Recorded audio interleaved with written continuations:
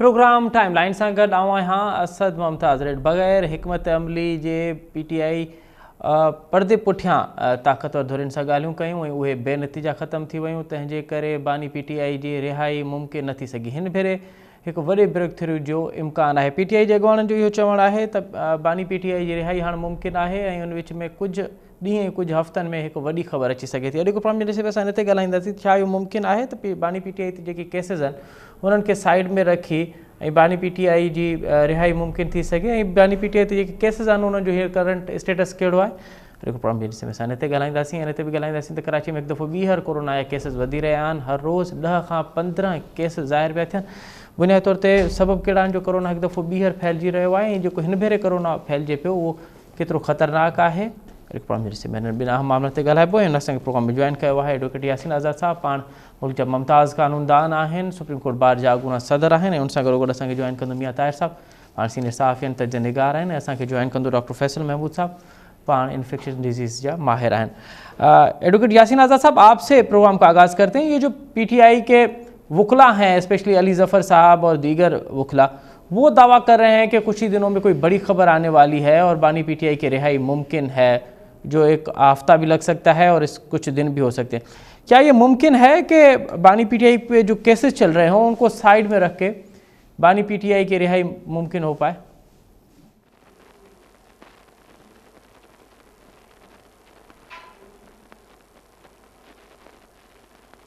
Hello जी जी यासीन साहब, मेरी आवाज़ सर आप तक आ रही है?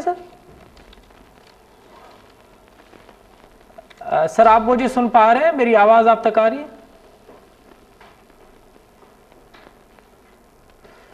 जी एडवोकेट यासीन आज़ाद साहब सां असांजो राब्तो कम्युनिकेशन गैप थी वियो आहे। जीअं हिकु दफ़ो ॿीहर असांजो हुनजो राब्तो बहाल थींदो त असां हुन खां ज़रूरु मालूम कंदासीं त हिन वक़्तु PTI जे बानी ते जेके केसिस आहिनि उन्हनि जो करंट स्टेटस कहिड़ो आहे। इहो मुमकिन आहे त बानी PTI ते केसिस खां हलण खां सवाइ ई उनजी रिहाई मुमकिन थी सघे? अगरि जेकॾहिं आहे त उहो रस्तो कहिड़ो आहे ऐं छा उहो NRO खां बग़ैर थींदो ऐं उनजी रिहाई कीअं मुमकिन थी सघे थी जंहिं तरीक़े सां उन्हनि ते केसिस आहिनि ऐं हिन वक़्तु जेके उन्हनि ते केसिस आहिनि उन्हनि जो स्टेटस कहिड़ो आहे? सभ खां ॾुखियो केसिस हुनजी रिहाई लाइ कहिड़ो आहे? इन ते ॻाल्हायूं था पिया ऐं यासीन आज़ाद साहब असां सां गॾु मौजूदु आहिनि। कंहिं कम्युनिकेशन गैप जे करे यासीन आज़ाद साहब सां असांजो राब्तो कटिजी वियो आहे। जीअं ई असांजो राब्तो बहाल थींदो त असां हिकु दफ़ो ॿीहर यासीन आज़ाद साहब खां उनजो ओपिनियन वठंदासीं। यासीन आज़ाद साहब सां असांजो राब्तो बहाल। यासीन साहब, प्रोग्राम में खुश आमदीद। सर मेरी आवाज़ आप तक आ रही है? अब आप मुझे सुन पा रहे हैं? आवाज़ आ रही है? जी जी यासीन साहब, ज़रा ये फरमाइएगा कि ये जो PTI के वकला दावा कर रहे हैं, अली ज़फ़र और दीगर वकला, उनका ये कहना है कि कुछ ही दिनों में कोई बड़ी खबर आने वाली है बानी PTI की। वो इसलिए क्योंकि बैकडोर जो मामला चल रहे हैं अब वो एक नतीजा खेज मूवमेंट पे पहुंच चुके। क्या ये मुमकिन है कि केसेस के चले बगैर बानी PTI की रिहाई हो सके? सर, पहली बात PTI के दोस्त वक्तन फक्तन बयान देते हैं जी। इमरान खान साहब की सिस्टर कुछ कर रही है, कुछ कर रहे हैं जी। मुझे तो आज दिन तक ये समझ में नहीं आ रहा कि पार्टी लीडर है कौन और किसने स्टेटमेंट देना है इमरान खान की गैर मौजूदगी में। जी। अब मैं थोड़ी देर पहले अली ज़फ़र को भी सुन रहा था तो उन्होंने इमरान खान के बयान की तरदीद की और उन्होंने कहा जी हम एस्टेब्लिशमेंट से मुज़ाकरात करने के लिए तैयार हैं। जी। कल ये दोबारा मिलने कहेगा एस्टेब्लिशमेंट से भी मुज़ाकरात के लिए तैयार नहीं है। तो ये सूरत हाल बड़ी अजीब सी है। पहली बात यह है कि आपके खिलाफ अदालतों के अंदर क्रिमिनल केस पेंडिंग हैं और बाद केसों में 14 साल की सजा भी है आपको। जी। जब तक कोर्ट आपको कोई रिलीफ नहीं देता, आप ये बता दें कि एक आदमी को किसी केस में 14 साल की सजा हो जी और कोर्ट अगर उसको जजमेंट को सस्पेंड भी नहीं करता, बेल भी नहीं देता और वो अपील भी अगर नहीं चलती, ऐसी सूरत हाल में आप मुझे ये बता दें कि आप कहाँ खड़े हैं। जी। और पार्टी का प्रॉब्लम ये है कि पार्टी के डिफरेंट लोग डिफरेंट स्टेटमेंट देते हैं। बैरिस्टर गौर साहब का बयान कुछ होता है, अलीमा बेगम का स्टेटमेंट कुछ होता है, अली ज़फ़र साहब कुछ कह रहे हैं, कोई कुछ कह रहा है। पहले तो ये तो तय हो जाए कि किसका बयान फाइनल है। अभी थोड़ी देर पहले मैंने देखा कि और कई आदमी क्लेम कर रहे हैं कि नहीं हमारे मुज़ाकरात शुरू हो जाएंगे और बहुत जल्दी रिलीज हो जाएंगे। जी। मैं पिछले साल 1.5 साल से ये सुन रहा हूँ। कभी कहते हैं जी लेकिन हमारे मुज़ाकरात शुरू हैं, एस्टेब्लिशमेंट से होंगे, शहबाज शरीफ से नहीं होंगे। शहबाज शरीफ ने आपको ऑफर की, कहा है मुज़ाकरात करें, तो आपने कहा जी हम पहले एक दफ़ा बयान आ गया कि हम शहबाज शरीफ से मुज़ाकरात के लिए तैयार हैं, बाद में कहा कि नहीं हम शहबाज शरीफ से मुज़ाकरात करने के लिए तैयार नहीं हैं जी। तो मेरा ये बात मेरी समझ में नहीं आ रही कि आखिर ये हो क्या रहा है जी। कम अज कम पार्टी के अंदर जी एक लीडर होना चाहिए और जो जाए बानी पीटीआई से बात करे और बानी पीटीआई जो उसको कहता है उसका स्टेटमेंट फाइनल से कवर किया जाए। जी। अगर पार्टी के अंदर अच्छा यासीन साहब जरा ये फरमाइएगा कि इस वक्त जो केसेस आगे नहीं बढ़ रहे, जो आप भी फरमा रहे हैं कि जमानतें नहीं हो रही, और क्या ये केस जो है सुस्त रवि का शिकार हो रहे हैं, वो उसकी एक बड़ी वजह ये है कि वकला तहरुक नहीं उठा रहे या कोई और मामला आपको नजर आ रहे हैं? सर मेरा मौक़िफ़ तो बिल्कुल मुख्तलिफ है। मेरा मौक़िफ़ यह है कि आइन के मुताबिक तमाम जो लोग हैं उनके बराबर के हकूक़ हैं जी। और अमूमन होता यह है कि क्रिमिनल अपीलें जब होती हैं, केस चलते हैं जी, तो जो पुरानी अपीलें होती हैं उनको पहले टेकअप किया जाता है, नई को बाद में टेकअप किया जाता है जी। यहाँ एक बड़ी अजीब सी सूरत हाल है। जब मैं देखता हूँ कि हर आदमी ये कहता है कि इमरान खान साहब की पे अपीलें नहीं चलती। मैं ऐसी कई मिसालें दे सकता हूँ कि जिनको उम्र कैद की सजा है और 6-6 साल से उनकी अपीलें लगी ही नहीं। तो आप जो सूरत हाल है, तो मेरे कहने का मतलब यह है कि जिनकी अपीलें पहले आती हैं, अगर वाकई पाकिस्तान के शहरी आइन के मुताबिक इक्वल राइट रखते हैं तो फिर नंबर के हिसाब से अपीलें चलनी चाहिए। अगर आपने वीआईपी लोगों को स्पेशल ट्रीटमेंट देना है तो मुझे आइन में बता दें कि कहाँ लिखा हुआ है कि वीआईपी के लिए कानून अलग होगा और दूसरे आम मुलजिम के लिए अलग होगा। मुझे तो आज दिन तक कानून की किताब में ये बात तो मिली नहीं है। अब सवाल ये पता होता है कि ठीक है, मैं कहता हूँ कि जो अपीलें पेंडिंग हैं उनकी हेयरिंग होनी चाहिए और हेयरिंग होनी चाहिए तरतीब से। पहले पुराने केसों को निपटाया जाना चाहिए, फिर नए केसों को। लेकिन फर्क किया कि ये मान लिया जाए कि इमरान खान साहब साबिक वज़ीर आज़म है, उनका केस पहले सुना जाए जी। आखिर कोई वजह तो मुझे बताएं कि क्यों, क्या इमरान खान साहब को जेल के अंदर जो सहूलतें मैसर हैं वो बाकी जिन लोगों को सजाएं हुई हैं, उम्र कैद की है या क्या सजाए मौत है, उनको वो सहूलतें मैसर हैं? आप कभी जेल में जाके देखें, जब उनके वारिस मिलने के लिए जाते हैं तो सलाखों के पीछे खड़े होते हैं और कैदी सलाखों के अंदर से सामने आता है और आपके रिश्तेदार से बात करता है। आपको तो इतनी सहूलतें हैं कि डेली आपके रिश्तेदार भी मिलते हैं, पार्टी के लोग भी मिलते हैं, मीडिया वाले भी जाते हैं, हर आदमी जाता है और उसको करता है। और जो पार्टी के बाकी लोग बयान देते हैं, इमरान खान साहब दूसरे दिन उस पर पानी कर देते हैं और ये कह देते हैं कि नहीं जो मैं कह रहा हूँ वही फाइनल है, और पार्टी के जितने लोगों के बयान सामने आते हैं उनकी कोई अहमियत नहीं रहती। ठीक है, तो मैं ये कहता हूँ बानी पीटीआई से, आपके प्रोग्राम के हवाले से, कि पार्टी लीडर अपनी गैर मौजूदगी में बैरिस्टर गौर हैं, इख्तियारात उन्हीं को दें और अली बैरिस्टर गौर जो स्टेटमेंट है उस स्टेटमेंट को माना जाए, बाकी लोगों को ये मना कर दिया जाए कि आप स्टेटमेंट देना बंद। लेकिन सर वो बैरिस्टर गौहर के अंदर अब जो पार्टी गिरोहबंदी का शिकार है, और बहुत से लोग फिर बैरिस्टर गौहर पे भी तनकीद कर रहे हैं कि उनकी वजह से भी मामला जो हैं वो आगे नहीं बढ़े। लेकिन यासीन आज़ाद साहब, क्या आप ये बता सकते हैं कि इस वक्त कौन कौन से केसेस हैं जो आप समझ रहे हों जिनकी कानूनी हैसियत वो हो कि जो बहुत जल्दी आपको हल होते हुए नज़र नहीं आ रहे हैं? मिसाल तोशा खान केस हो या 90 मिलियन पाउंड्स का जो केस है, वो आपको इस तरह के कौन कौन से केसेस हैं जो आपको लगते हैं कि अभी भी इस पर टाइम होगा इनमें ज़मानत का या इनको हल होने में? हाँ, घूम फिर गए तो हमारा मीडिया भी सिर्फ एक ही केस तक जाता है, बाकी कैदियों की कोई बात तो करता नहीं जी। मैं तो बाकी कैदियों की बात भी करता हूँ कि जितना जल्दी इंसाफ आप इमरान खान को देते हैं इतना ही दूसरे लोगों को भी दें। बाद लोग, आपको पता है कि उनकी अपीलें पेंडिंग होती हैं, वो अल्लाह को प्यारे हो जाते हैं, उसके बाद उनकी अपीलें लगती हैं। बिल्कुल सही है, सही है। कई दफा ऐसा हुआ। मैं सिंपल ये कहता हूँ कि पहले पीटीआई ये तो तय कर ले कि वो इलेक्टेड गवर्नमेंट से बात करने के लिए तैयार है या एस्टेब्लिशमेंट से। अगर पीटीआई ये बात करती है कि वो सिर्फ एस्टेब्लिशमेंट से बात करने के लिए तैयार है, इसका मतलब ये था कि जो शुरू में आप कहते थे कि मैं एस्टेब्लिशमेंट की किसी बात को नहीं मानता, उनका कानूनी हक नहीं बनता, वो सही है, या आप शहबाज शरीफ से भी बात करने के लिए तैयार नहीं हैं जी। इवन जंग के दौरान भी ये ठीक है कि हमारी तमाम पॉलिटिकल पार्टी तकरीबन एक पेज पे थी, लेकिन बाद में जब आपने आर्मी चीफ को फील्ड मार्शल का ओहदा दिया, one way or the other, सही या गलत, मैं उस बहस में नहीं पड़ता। तो आपने तंजिया कहा कि नहीं उनको बादशाह बना दें, तो क्रिटिसिज्म का भी एक म्यार मुकर्रर करें।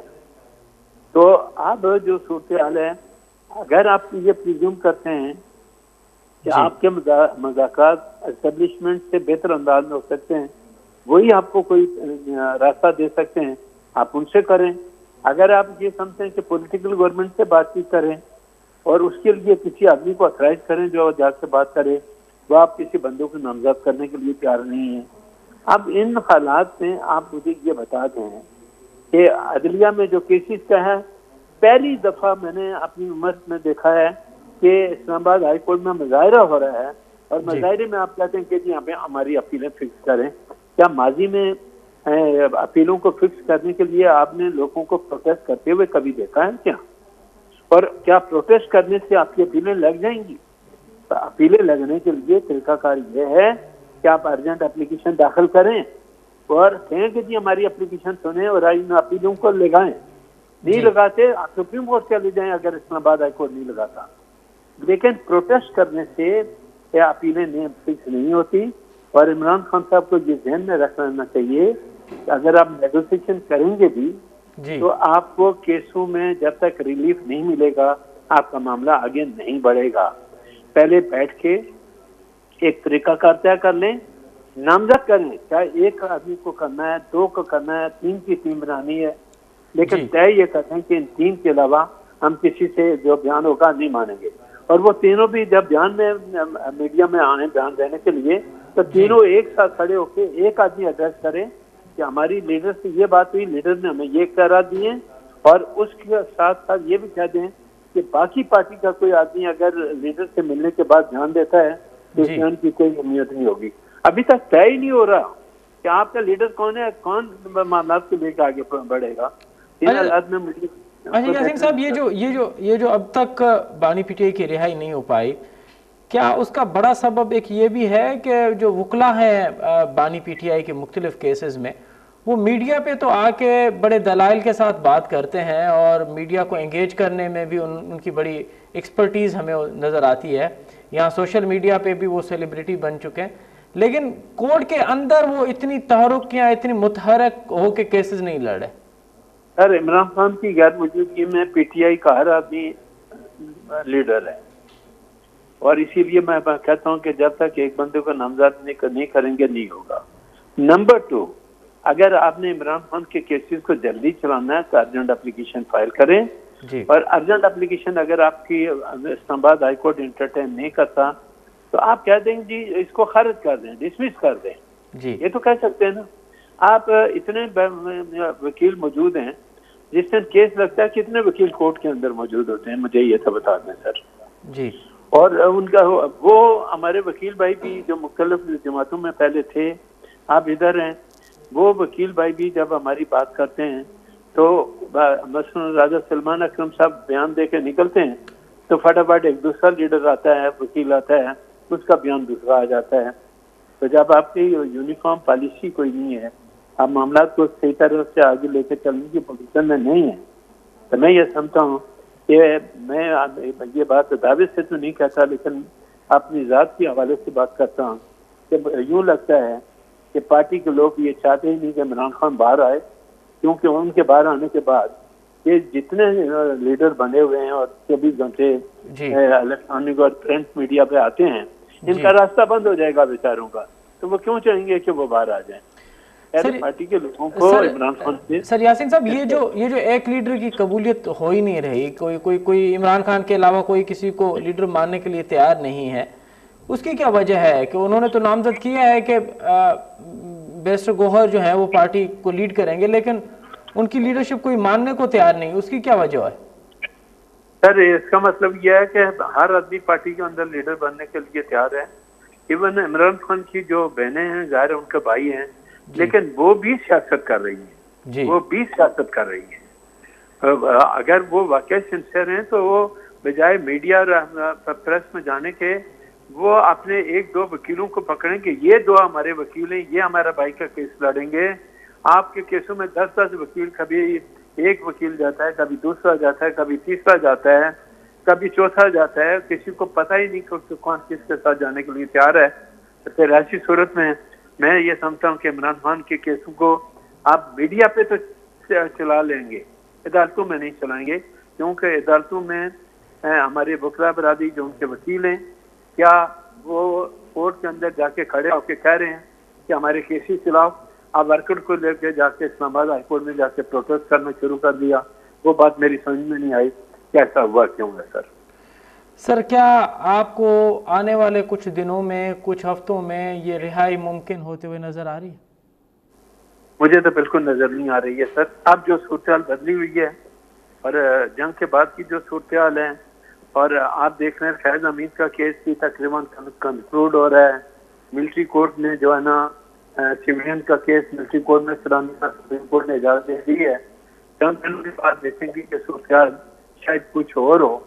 और आज भी देखेंगे, हम अडयाला जेल से बैरिस्टर गौर बाहर निकले तो वो कुछ बयान दे रहे हैं, अली जफर साहब कुछ बयान दे रहे हैं, कोई कुछ बयान दे रहा है। ऐसे में तो कुछ भी नहीं होगा। आपको ये मामला आगे होते हुए नजर नहीं आ रहे, लेकिन जो पीटीआई दावा कर रही है कि जो पॉलिटिकल केसेस हैं उनको जल्द से जल्द सुना जाए, क्या आपको लगता है कि अब तक कोई पॉलिटिकल बुनियाद पे भी कोई केस दर्ज हुआ? वो कौन सा पॉलिटिकल केस है सर? आप मुझे ये बता दें, क्या 190 मिलियन का केस हुआ है, या दूसरे जिन के क्रिमिनल केसों में सजा हुई है, या कोई केस अगर क्रिमिनल ना हो जी, और वो सिविल केस हो तो उसमें उसको सजा हो जाएगी, बंदे को नहीं होगी? ये तो एक रट है लगाए हुए। मुझे तो इस पार्टी का मतलब ये समझ में नहीं आ रहा कि पार्टी एक पॉइंट पे खड़ी क्यों नहीं होती, खड़े होके क्यों नहीं कहते कि हमने ये करना है। हमने बानी पीटीआई का पहले तो आप कह रहे थे कि हम धरने से और लॉन्ग मार्च से उठा के उनको जेल से बाहर निकाल देंगे। अमीन गंडापुर निकलता है, वो कुछ बात करता है, वो उसका बिल्कुल ही डिफरेंट स्टेटमेंट होते हैं। तो अब ये जो बारी बारी डिफरेंट लोग जाके मुलाकात करते हैं और जेल से जब वो बाहर निकलते हैं, मीडिया के सामने आते हैं, तो वो अपने हिसाब से स्टेटमेंट देके चले जाते हैं। दूसरा बाहर निकलता है तो वो दूसरा बयान दे देता है। तो पब्लिक कौन से बयान पे यकीन करेगी? बैरिस्टर गौर के बयान पे, अली जफर के बयान पे, लतीफ खोसा के बयान पे, किसके बयान पे भरोसा करेगी सर? ये तो मुझे बता दे। बहुत बहुत बहुत शुक्रिया, बहुत शुक्रिया एडवोकेट यासीन आज़ाद साहब। आप बड़ा तफसीली तौर पे बानी पीटीआई पे जो केसेस हैं उनके करंट स्टेटस पे, और आज जो बानी पीटीआई के वकला ये दावा कर रहे थे कि बहुत जल्द एक बड़ी खबर आने वाली है, और वो बड़ी खबर ये होगी कि बानी पीटीआई के केसेस के चले बगैर भी बानी पीटीआई की रिहाई मुमकिन है, जिस पे वो ये कह रहे थे कि जो बैकड्रॉप जो पर्दे के पीछे जो बातें चल रही हैं अब वो ब्रेक थ्रू की सूरत अख्तियार कर चुकी हैं। प्रोग्राम में अॻिते वधूं था पिया। कराची में कोरोना जा केसिस ॾींहं ब ॾींहुं वधनि पिया। डेली जे बुनियाद ते, हर रोज़ जे बुनियाद ते 10 खां 15 केसिस वधनि था पिया। त हिन वक़्तु इहो कोरोना जो कहिड़ो वेरिएंट आहे, हीअ केतिरो ख़तरनाक आहे? 2020 जो जेको कोविड हुयो ऐं हीअ जेको कोविड आहे उन में डिफरेंस कहिड़ो आहे, या छा साॻियो कोविड आहे? छा साॻी एहतियात वठणा पवंदा? छा वाक़ई हिकु दफ़ो ॿीहर वैक्सीन जी सूरत वञणो पवंदो? छा हिकु दफ़ो ॿीहर आइसोलेट थियणो पवंदो? छा हिकु दफ़ो ॿीहर एहतियात जेका आहे उहा लाज़मी करणी पवंदी? त एहतियात कीअं कजे ऐं हिन मां ख़तरो केतिरो आहे इहो ॼाणींदासूं। हिन वक़्तु असांखे जॉइन कयो आहे डॉक्टर फैसल महमूद साहब, पाण इन्फेक्शियस डिज़ीज़ जा माहिर आहिनि, आगा खान यूनिवर्सिटी में इन्फेक्शियस डिज़ीज़ जे शोबे जा सरबराह। डॉक्टर फैसल महमूद साहब, प्रोग्राम में खुश आमदीद सर। जी वालेकुम। डॉक्टर साहब, मेरी आवाज़ आप तक आ रही है? जी जी, मेरी आवाज़ आ रही है आपको? जी जी जी जी जी जी जी आ रही है सर। डॉक्टर साहब, ज़रा ये फरमाइएगा कि इस वक्त जो ये केसेस बढ़ रहे हैं, मीडिया भी रिपोर्ट कर रहा है कि 10 से 15 केसेस डेली के बुनियाद पे रिपोर्ट हो रहे हैं, इसकी बुनियादी वजह क्या है? क्या एक मरतबा फिर कोरोना फैल रहा है, हम ये समझें?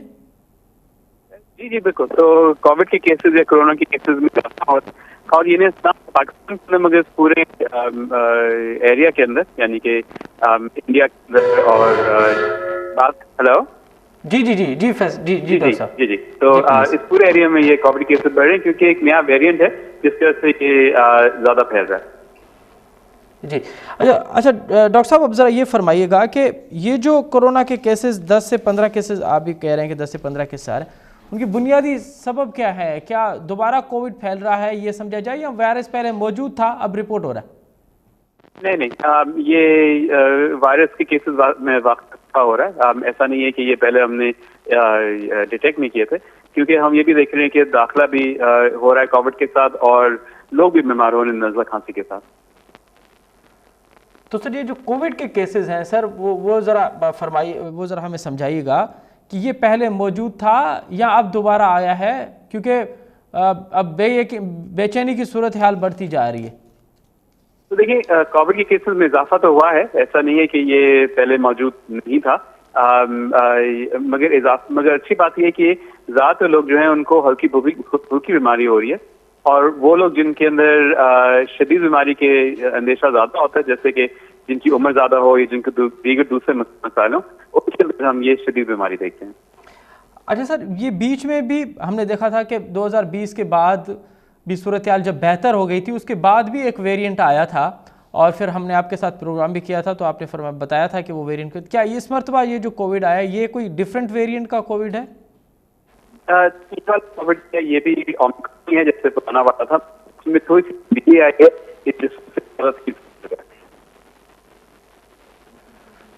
तो डॉक्टर साहब, इसका वेरिएंट सेम है और एहतियात भी सेम करना होगा, इलाज भी सेम ही है, या एक मरतबा फिर क्या आप कह रहे हैं कि वैक्सीन की तरफ जाने के इम्कानात हैं? तो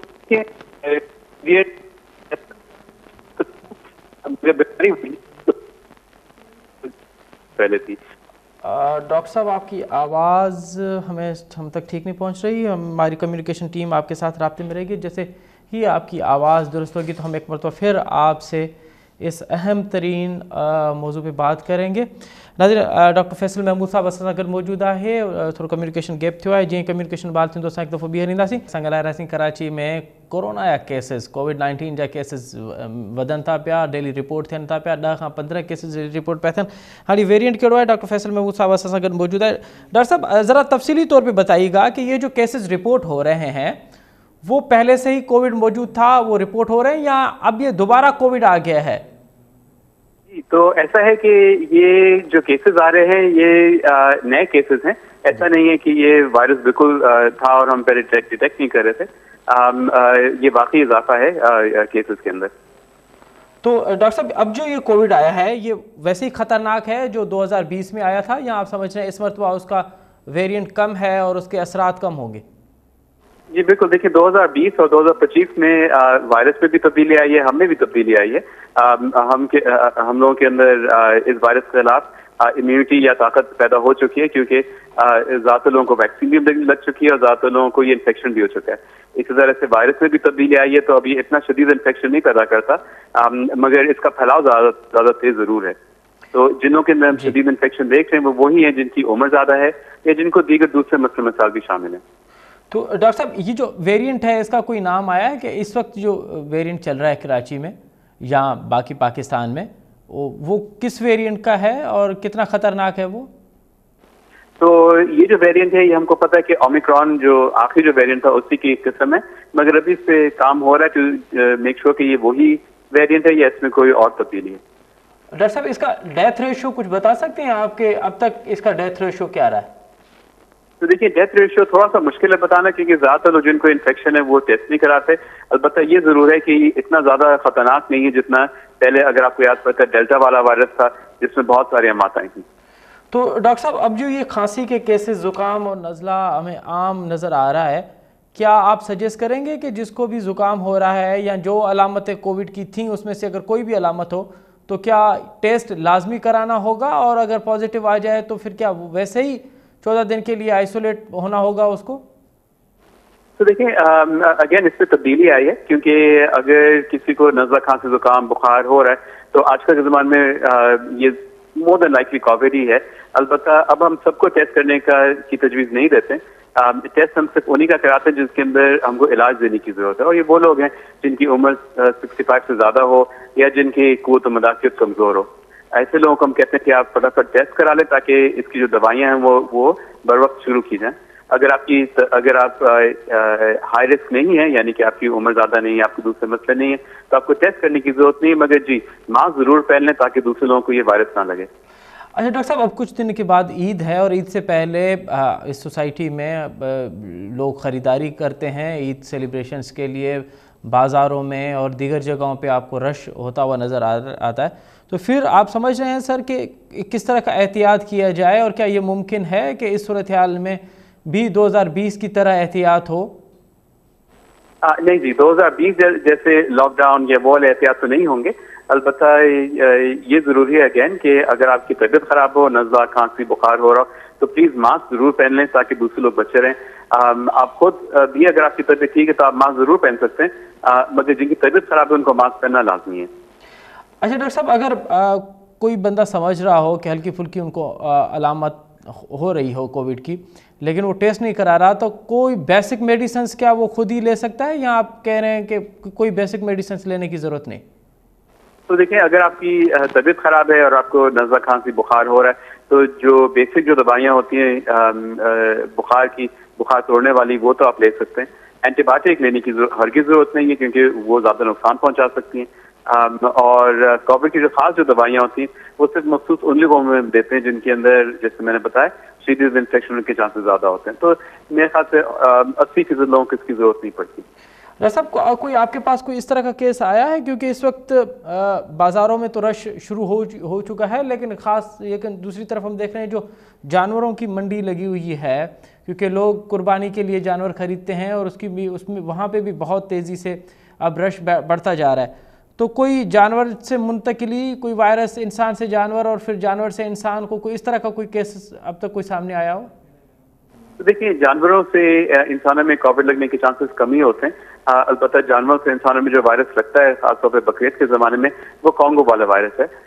और उसके केसेस ज़रूर अभी आना शुरू हो रहे हैं, या जैसे जैसे जानवर आएंगे तो हर साल की तरह कॉन्गो के भी केसेस में इजाफा मुतवक्के है। अच्छा डॉक्टर साहब, ये जो केसेस की हम बात कर रहे हैं कोविड की, ये पाकिस्तान के साथ साथ दीगर मुल्कों में भी कोविड के केसेस जो हैं वो रिकॉर्ड किए गए हैं, वो रिपोर्ट भी हो रहे हैं। तो क्या अब ये समझा जाए कि ये कोविड भी बाकी वायरसेस की तरह मौजूद है, जिस तरह से नज़ले ज़ुकाम का वायरस है या दीगर वायरस जो हमारे इर्द गिर्द हैं, क्या अब ये भी उनमें शामिल हो चुका है? जी बिल्कुल। तो कोविड जो है ना, वो कभी ख़त्म नहीं हुआ था। ऐसा नहीं कि वो केसेस कम हो गए थे, मगर वो दुनिया से गायब नहीं हुआ था।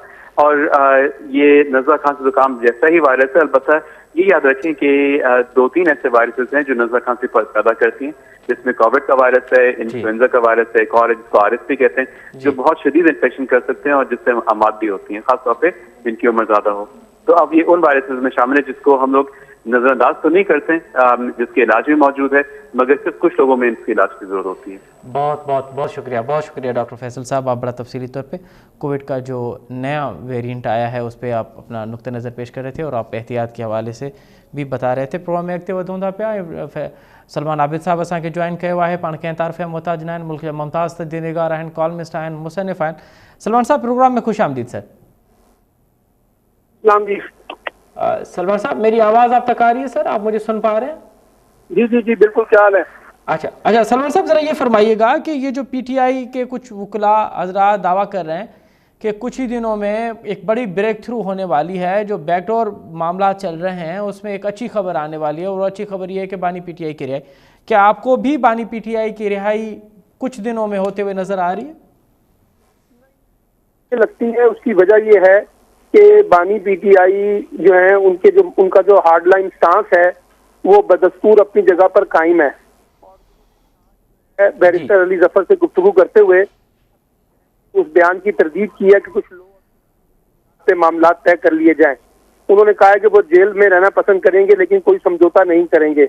अलबत्ता हुकूमत में, एस्टैब्लिशमेंट में और PTI के दरमियान पसे पर्दा बातचीत तो चल रही है, लेकिन जिन शराइत पर एस्टैब्लिशमेंट मुज़ाकरात करना चाहती है वो इमरान खान को कबूल नहीं है, और जिन शराइत पर इमरान खान बात करना चाहते हैं वो तो एक डेडलॉक सा बरकरार है। और कहा यह जा रहा है कि इमरान खान 2 साल इंतजार करें और अपनी जबान बंदी करें, खामोश रहें, मुल्क से बाहर चले जाएं, या फिर बनी गाला तक खुद को महदूद कर लें, शाह महमूद कुरैशी को या किसी को पार्टी की सरबराही दे दें, तो और इसी तरह इमरान खान ने ये भी कहा है कि जो लोग डबल विकेट पे खेल रहे हैं वो तैयार हो जाएं, उनको मैं कबूल नहीं करूंगा। तो जो भी लोग डबल विकेट पे खेल रहे थे, उन्होंने जो भी बानी पीटीआई के लिए कोशिश की है, वो अभी तक अपना नतीजा नहीं दे सकी।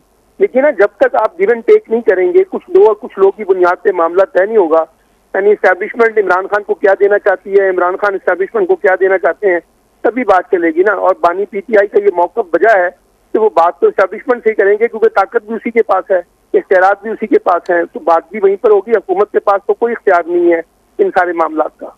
तो सलमान साहब, ये कुछ दो और कुछ लो में आप क्या समझते हैं कि बानी पीटीआई क्या दे सकता है और इस्टेब्लिशमेंट क्या दे सकती है? बानी बुनियादी मुतालबा यह है कि नए इंतखाबात का रास्ता इख्तियार किया जाए अगले साल। अगर इस्टेब्लिशमेंट उस पर राजी होती है तो बात आगे चलेगी ना। अगर नए इंतखाबात नहीं कराने और ये कहा जाए बानी पीटीआई को कि आप 5 साल के लिए शहबाज शरीफ का मैंडेट तस्लीम कर लें, तो वो तो कबूल करने वाले नहीं है। तो फिर आपको लगता है कि इस शर्त के अलावा भी मामलात हैं जो आगे बढ़ सकते हैं? अगर ये दोनों काबिल कबूल ना हो दोनों तरफ से, तो फिर कोई बीच वाला रास्ता निकल सकता है? नहीं, कोई अभी रास्ता निकलने के इम्कानात कम नजर आ रहे हैं, क्योंकि एस्टेब्लिशमेंट भी तो बहुत ऐसा कमजोर कि जिसका फायदा बानी पीटीआई को जाएगा, और बानी पीटीआई भी कोई ऐसा मायदा नहीं करेंगे जिसका फायदा एस्टेब्लिशमेंट को जाएगा। तो मुझे तो अभी जरा डेडलॉक नजर आता है, लेकिन कोशिशें हो रही हैं कि उस डेडलॉक को तोड़ के कोई काबिल कबूल फार्मूला निकाला जाए। लेट्स सी आने वाले दिनों में क्या होता है, लेकिन मैं ईद से पहले बानी पीटीआई की राय नहीं देख रहा। तो सर, ये जो शौकत यूसुफजई साहब कह रहे हैं कि बानी पीटीआई बहुत जल्द रिहाई उनकी हो जाती, हिकमत अमली दुरुस्त नहीं है, तो ये हिकमत अमली कौन बना रहा है और किस हिकमत अमली का जिक्र कर रहे हैं शौकत यूसुफजई साहब? बानी पीटीआई की चलेगी ना, वही फैसला करेंगे। अब वही अभी तक बैरिस्टर गौहर, अली अमीन गंडापुर, जो भी लोग मफाहमती कोशिशें कर रहे हैं, उनको वो मतलूबा जवाब नहीं दे रहे जो मतलूबा जवाब इनको चाहिए और इस्टेब्लिशमेंट को चाहिए। तो इसलिए फैसला तो इख्तियार जो है वो बानी पीटीआई के पास है, वही फैसला कर रहे हैं। सलमान साहब, बिल्कुल लास्ट में ये बताइएगा कि सर पूरी की पूरी पीटीआई अब बानी पीटीआई की रिहाई पे लगी हुई है, मतलब कहीं पे हमें अपोजिशन होते हुए नज़र नहीं आ रही, ना पंजाब में, ना वफाक में, ना किसी और सूबे में। उसके बावजूद भी नून लीग का गढ़ पंजाब, और वहाँ पे अब आपको लगता है कि पंजाब हुकूमत बगैर अपोजिशन के भी कुछ दिखा रही हो कि वहाँ कारकर्दगी हो, या ये सिर्फ आपको मीडिया और सोशल मीडिया तक महदूद है? ये है कि अपोजिशन को तो अपोजिशन करने ही नहीं दिया। जी जलसे वो नहीं कर सकते, जुलूस वो नहीं कर सकते, एहतजाज वो नहीं कर सकते, जुल्म के लोगों को बाकायदा गिरफ्तार किया गया हुआ है। लेकिन इन हालात में भी वो अपोजिशन जो है वो इसलिए नहीं हो पा रही कि पीटीआई खुद तकसीम है। एक धड़ा जो है एस्टेब्लिशमेंट की हमायत के साथ आगे बढ़ना चाहता है, एक धड़ा जो है रेजिस्ट करना चाहता है। तो पीटीआई के अंदरूनी इख्तलाफात, शख्सी इख्तलाफात इतने ज्यादा हैं तो उसमें पीटीआई अपना असल रंग नहीं दिखा पा रही बतौर अपोजिशन जमात। बहुत बहुत शुक्रिया सलमान आबिद साहब, बड़ा तफसीली तौर पे बानी पीटीआई के रिहाई के हवाले से और जो पीटीआई की धड़ाबंदी है उस पर भी आप जिक्र कर रहे थे, उनकी जो ग्रुप्स बंदी हैं उस हवाले से भी पीटीआई पे कितना असर हो रहा है। या वहाँ कोविड के हवाले से डॉक्टर फैसल महमूद जो मुकम्मल ओपिनियन ॿुधो, डॉक्टर फैसल महमूद चवण आहे त ही कोविड जो नओं वेरिएंट आहे ऐं ही एॾो ख़तरनाक न आहे जहिड़ो 2020 वारो हुयो, पर उन बावजूदि एहतियात जी ज़रूरत आहे ऐं एहतियात सां ही एहतियात जेको आहे उहो इलाज खां बहितर आहे, एहतियात सां ही कोविड जे हिन वेरिएंट खां बि बची सघिजे थो पियो। प्रोग्राम जो वक़्तु पे पुॼाणी थो पचे, असल मुमताज़ ॾींदा इजाज़त, अलावा।